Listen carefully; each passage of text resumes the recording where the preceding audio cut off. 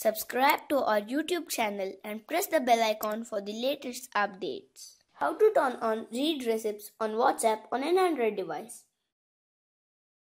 Go to your phone menu. Find WhatsApp. Tap on the WhatsApp icon. Make sure that you are on the Chats tab. Now tap on More Options, which is a three-dot icon located on the top right corner of the page. Tap on Settings. Tap on Account. Tap on Privacy. Scroll down the bottom of the screen.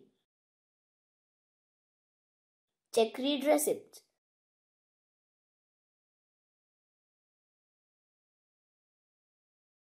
This is how you can turn on Read Receipts on WhatsApp on an Android device.